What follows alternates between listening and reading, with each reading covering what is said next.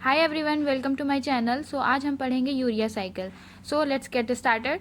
सो आज हम पढ़ेंगे यूरिया साइकिल। ये फर्स्ट मेटाबॉलिक साइकिल होती है और इसे दो साइंटिस्ट ने डिस्क्राइब किया था। पहले साइंटिस्ट हैं कुर्ट हेंजलिट और दूसरे साइंटिस्ट हैं हैंस क्रेब्स। सो इन साइंटिस्ट के नाम पे भी हम इस साइकिल को क्रेब्स हेंजलिट साइकिल बोलते हैं।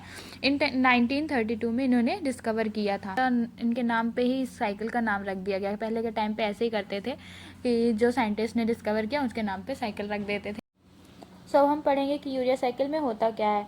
तो यह एक ऐसा पाथवे है जिसमें कि अमोनिया को यूरिया में कन्वर्ट किया जाता है। अब क्यों किया जाता है? अमोनिया डायरेक्ट क्यों डिजॉल्व नहीं होता? अब क्योंकि अमोनिया जो होता है वो वाटर में इजीली डिजॉल्व नहीं होता और हाईली टॉक्सिक होता है, जबकि यूरिया जो होता है वो लेस टॉक्सिक होता है और इजीली डिजॉल्व हो जाता है वाटर में। इसीलिए इस पाथवे के थ्रू अमोनिया जो होता है वो यूरिया में कन्वर्ट होता है। अब देखते हैं आगे इसके स्टेप्स। सो नेक्स्ट हम देखेंगे कि यूरिया साइकिल में क्या होता है। So urea synthesis 5 step cyclic process with 5 distinct enzyme, यानी कि इसमें ये 5 स्टेप की साइक्लिक प्रोसेस होती है और इसमें 5 अलग अलग एंजाइम प्रेजेंट होते हैं, जिसमें से first 2 enzymes present in mitochondria of liver and rest are present in cytoplasm. So पहले 2 एंजाइम माइटोकॉन्ड्रिया में प्रेजेंट होते हैं और बाकी के साइटोप्लाज्म में प्रेजेंट होते हैं। सो आगे हम देखेंगे कि इसके फर्स्ट स्टेप क्या होती है। तो सबसे पहले अमोनिया जो होता है वो कार्बन डाइऑक्साइड से मिलकर कार्बोमिल फॉस्फेट बनाता है। किसकी प्रेजेंस में? कार्बोमिल फॉस्फेट सिंथेटेज की प्रेजेंस में। और ये एक्टिव होता है एन एसिटाइल ग्लूकोजामिन के थ्रू। मतलब कि एन एसिटाइल ग्लूकोजामिन जो होता है वो कार्बोमिल फॉस्फेट को एक्टिव करता है, जिससे ये प्रोसेस कंप्लीट होती है। और इसमें एटीपी भी यूज़ होता है। मैंने यहाँ हिंदी और इंग्लिश दोनों में लिखा हुआ है। अगर आपको नोट्स बनाना है तो आप नोट्स भी बना सकते हैं, स्क्रीनशॉट ले सकते हैं। सो हम देखेंगे अब कि नेक्स्ट स्टेप क्या है इसकी। तो सेकेंड स्टेप में हम देखेंगे सिट्रोलिन का फॉर्मेशन कैसे होता है। तो ऑर्निथिन जो होता है वो कार्बोमिल फॉस्फेट से अटैच होकर लिवर के माइटोकॉन्ड्रिया से अमोनिया को उठाता है और फिर ये 3 नाइट्रोजन कंटेनिंग मॉलिक्यूल सिट्रोलिन बनाता है, जिसमें एक ऑर्गेनिक फॉस्फेट रिलीज हो जाती है। और ये प्रोसेस जो होती है वो ऑर्निथिन ट्रांस कार्बोअमाइनेज की प्रेजेंस में होती है। इसके बाद नेक्स्ट स्टेप के लिए सिट्रोलिन जो होता है माइटोकॉन्ड्रिया से साइटोप्लाज्म में आ जाता है और फिर उसके बाद नेक्स्ट रिएक्शन होती है। Reaction takes place in mitochondria of the cell. यह दो प्रतिक्रिया जो होती है वो कोशिका के माइटोकॉन्ड्रिया में होती है और then citrulline leaves the mitochondria and enter into the cytoplasm for the rest of the urea cycle.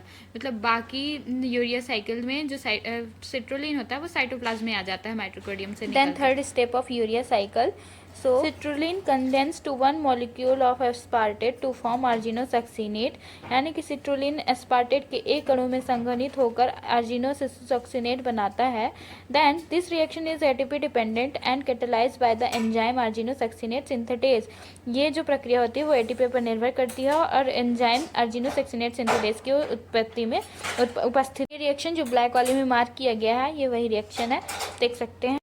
Next, arginocsuccinate is break down by arginocsuccinate lyase and form 2 molecule arginine and fumarate, यानी कि arginocsuccinate का विघटन होकर arginocsuccinate lyase के द्वारा विघटन होता है और 2 अणु बनते हैं, एक arginine और एक fumarate। यह रिएक्शन भी ब्लैक में मार्क की गई है, अलग से आप देख सकते हैं।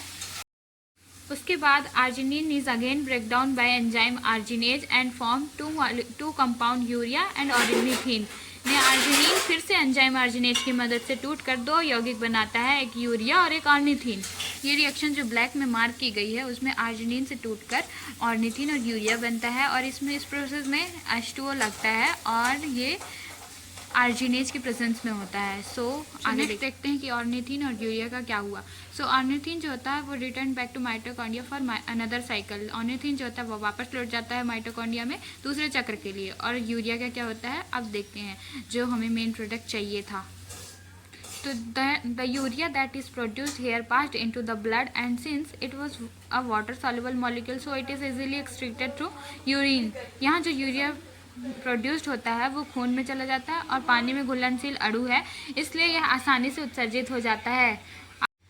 यूरिया जो होता है वो लेस टॉक्सिक होता है और वाटर में सॉल्युबल होता है, जिससे यह इजीली एक्सक्रीट हो जाता है। और ये थी पूरी यूरिया साइकिल और ये मैंने हिंदी में भी लिखा है। अगर आप स्क्रीनशॉट लेना चाहें, नोट्स बनाना चाहें तो बना लीजिए। Thank you. तो ये यूरिया साइकिल अलग से भी दे दिया है, आप इसको स्क्रीनशॉट कर लीजिए और अच्छे से लिख लीजिए। सो थैंक यू, और ऐसी ही और भी वीडियो देखने के लिए चैनल को सब्सक्राइब करें, लाइक करें। Thank you.